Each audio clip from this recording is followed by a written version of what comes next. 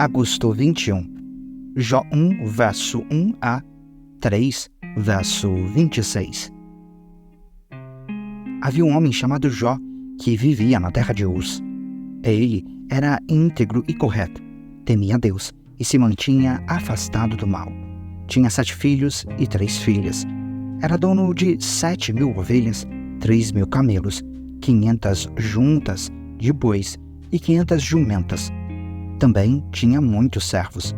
Na verdade, era o homem mais rico de toda aquela região. Os filhos de Jó se revezavam em preparar banquetes em suas casas e convidavam suas 3 irmãs para celebrar com eles. Quando terminavam esses dias de festas, Jó mandava chamar seus filhos a fim de purificá-los. Levantava-se de manhã bem cedo e oferecia um holocausto em favor de cada um deles, pois pensava: pode ser que meus filhos tenham pecado e amaldiçoado a Deus em seu coração. Essa era a prática habitual de Jó. Certo dia, os anjos vieram à presença do Senhor e Satanás, o acusador, veio com eles. De onde você vem? Perguntou o Senhor. Satanás respondeu: estive rodeando a terra, observando o que nela acontece. Então o Senhor perguntou: você reparou em meu servo Jó? Não há ninguém na terra como ele. É homem íntegro e correto, teme a Deus e se mantém afastado do mal. Satanás respondeu: é verdade, mas Jó tem bons motivos para temer a Deus. Tu puseste um muro de proteção ao redor dele, de sua família e de seus bens, e o abençoaste em tudo que ele faz. Vê como ele é rico. Estende tua mão e toma tudo que ele tem, e certamente ele te amaldiçoará na tua face. Pois bem, você pode prová-lo, disse o Senhor. Faça o que quiser com tudo que ele possui, mas não lhe cause nenhum dano físico. Então Satanás saiu da presença do Senhor. Certo dia, quando os filhos e as filhas de Jó estavam num banquete na casa do irmão mais velho, chegou à casa de Jó um mensageiro com essa notícia: seus bois estavam arando e os jumentos pastando perto deles, quando os sabeus nos atacaram, roubaram todos os animais e mataram todos os empregados. Só eu escapei para lhe contar. Enquanto ele falava, outro mensageiro chegou com essa notícia: o fogo de Deus caiu do céu e queimou suas ovelhas e todos os seus pastores. Só eu escapei para lhe contar.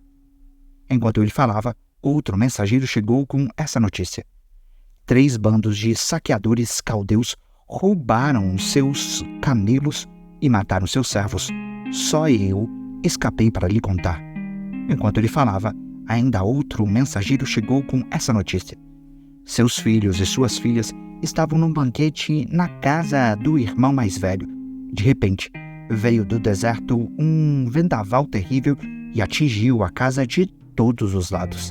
A casa desabou e todos os seus filhos morreram. Só eu escapei para lhe contar.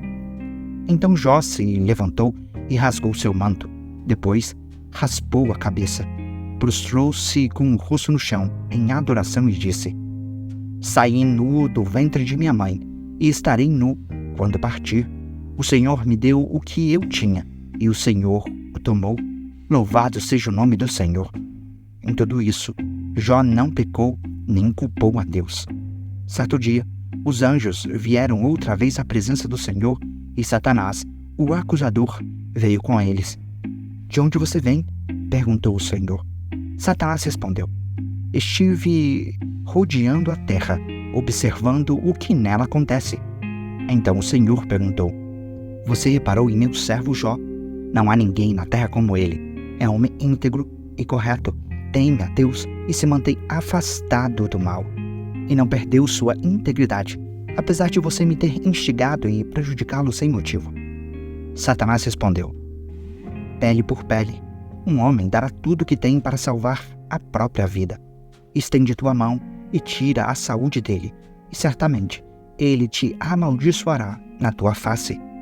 Pois bem, disse o Senhor, faça o que quiser com ele, mas poupe-lhe a vida.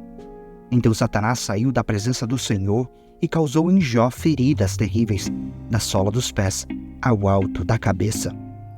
Jó, sentado em meio às cinzas, raspava a pele com um caco de cerâmica. Sua esposa lhe disse: "Você ainda tenta manter sua integridade? Amaldiçoe a Deus e morra." Jó respondeu: "Você fala como uma mulher insensata. Aceitaremos da mão de Deus apenas as coisas boas e nunca o mal?" Em tudo isso, Jó não pecou com seus lábios. Quando 3 amigos de Jó souberam das tragédias que o haviam atingido, cada um saiu de onde vivia e os 3 foram juntos consolá-lo e animá-lo. Seus nomes eram Elifaz, de Temã, Bildade, de Suá, e Zofar, de Naamá. Quando viram Jó de longe, mal o reconheceram. Choraram alto, rasgaram seus mantos e jogaram terra ao ar sobre a cabeça. Depois, sentaram-se no chão com ele durante 7 dias e 7 noites. Não disseram nada, pois viram que o sofrimento de Jó era grande demais. Por fim, Jó falou e amaldiçoou o dia de seu nascimento. Disse ele: "Apagado seja o dia em que nasci e a noite em que fui concebido. Transforme-se esse dia em escuridão. Deus lá do alto o ignore, e luz nenhuma brilhe sobre ele. Domine esse dia a escuridão absoluta, uma nuvem negra o cubra, e densa escuridão o encha de terror. Apodere-se dessa noite a escuridão. Nunca mais seja contada entre os dias do ano, nunca mais seja incluída entre os meses. Sim, estéril seja essa noite, desprovida de toda a alegria. Amaldiçoem esse dia os que vivem a amaldiçoar, aqueles que podem despertar o Leviatã. Escureçam-se suas estrelas matutinas. Espere o dia pela luz, mas em vão, e jamais veja a luz do amanhecer. Amaldiçoado seja esse dia, por não fechar o ventre de minha mãe, por permitir que eu nascesse para presenciar todo este sofrimento. Por que eu não nasci morto? Por que não morri ao sair do ventre? Por que me deitaram no colo de minha mãe? Por que ela me amamentou no seio? Se eu tivesse morrido ao nascer, agora estaria em paz. Sim, dormiria e repousaria, descansaria com os reis da terra e seus conselheiros, cujos edifícios agora estão em ruínas. Descansaria com os príncipes ricos em ouro, cujos palácios eram cheios de prata. Por que não me sepultaram como uma criança que nasceu morta, como um bebê que nunca viu a luz? Pois na morte, os perversos já não causam problemas, e os cansados repousam. Até mesmo os cativos encontram sossego nela, onde não há capatazes para amaldiçoá-los. Os ricos e os pobres estão ali, e o escravo se vê livre de seu senhor. Por que conceder luz aos miseráveis e vida aos amargurados? Anseiam pela morte e ela não vem. Cavam à procura dela mais de que tesouros ocultos. Enchem-se de alegria quando enfim morrem e exultam quando chegam ao túmulo. Por que conceder luz aos que não têm futuro, aos que Deus cercou de todos os lados? De tanto gemer, não consigo comer. Meus gritos de dor se derramam como água. Os que sempre temi veio sobre mim. O que tanto receava me aconteceu. Não tenho paz, nem sossego. Não tenho descanso, só aflição. 1 Coríntios 14, versos 1 a 17. Que o amor seja seu maior objetivo. Contudo, desejem também os dons espirituais, especialmente a capacidade de profetizar, pois quem fala em línguas fala apenas com Deus, pois ninguém mais o entende, e em espírito fala verdades ocultas. Mas aquele que profetiza fortalece, anima e conforta os outros. Quem fala em línguas fortalece a si mesmo, mas quem profetiza fortalece toda a igreja. Gostaria que todos vocês falassem em línguas, mas gostaria ainda mais que todos profetizassem, pois a profecia é superior a falar em línguas, a menos que alguém interprete o que vocês dizem para que toda a igreja seja fortalecida. Irmãos, se eu for visitá-los e falar em línguas, em que isso os ajudará. Mas, se eu lhes trouxer uma revelação, um conhecimento especial, uma profecia ou um ensinamento, isso lhes será proveitoso. Até mesmo instrumentos inanimados, como a flauta ou a harpa, precisam soar as notas com clareza. Do contrário, ninguém reconhecerá a melodia. E, se a trombeta não emitir um toque nítido, como os soldados saberão que estão sendo convocados para a batalha? O mesmo acontece com vocês. Se usarem palavras incompreensíveis, como alguém saberá o que estão dizendo? Será o mesmo que falar ao vento. Há muitos idiomas no mundo, e todos têm sentido. Mas, se eu não entendo um idioma, sou estrangeiro para quem o fala, e ele é estrangeiro para mim. O mesmo se aplica a vocês. Uma vez que estão ansiosos para ter os dons espirituais, busquem os dons que fortalecerão a igreja toda. Portanto, quem fala em línguas deve orar pedindo também a capacidade de interpretar o que é dito, pois, se oro em línguas, meu espírito ora, mas eu não entendo o que estou dizendo. Então, o que devo fazer? Orarei no espírito e também orarei em palavras que entendo.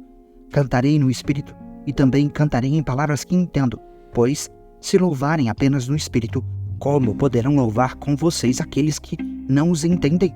Como poderão agradecer com vocês se não entendem o que estão dizendo? Vocês darão graças muito bem, mas não fortalecerão aqueles que os ouvem. Salmos 37, versos 12 a 29. O perverso trama contra o justo, rosna e lhe mostra os dentes, mas o Senhor ri, pois vê que o dia do julgamento se aproxima. Os perversos puxam suas espadas e preparam seus arcos para matar o pobre e o oprimido, para massacrar os que são corretos. Suas espadas, porém, lhes atravessarão o próprio coração, e seus arcos serão quebrados. Melhor ser justo e ter pouco que ser perverso e rico, pois a força dos perversos será despedaçada, mas o Senhor sustenta os justos. A cada dia, o Senhor cuida dos íntegros. Eles receberão uma herança que dura para sempre. Em tempos de calamidade, não serão envergonhados. Mesmo em dias de fome, terão mais que o suficiente. Os perversos, contudo, morrerão. Os inimigos do Senhor são como flores do campo e desaparecerão como fumaça. O perverso toma emprestado e nunca paga, mas o justo dá com generosidade. Aqueles a quem o Senhor abençoa possuirão a terra, mas aqueles a quem amaldiçoa serão destruídos. O Senhor dirige os passos do justo, e ele se agrada de quem anda em seu caminho. Ainda que tropece, não cairá, pois o Senhor o segura pela mão. Fui jovem e agora sou velho, mas nunca vi o justo ser abandonado, nem seus filhos mendigarem pão. O justo é generoso e empresta de boa vontade, e seus filhos são uma bênção. Afaste-se do mal e faça o bem, e você viverá na terra para sempre, pois o Senhor ama a justiça e jamais abandonará seu povo fiel. Ele sempre os protegerá, mas os filhos dos perversos serão destruídos. Os justos possuirão a terra, e nela habitarão para sempre.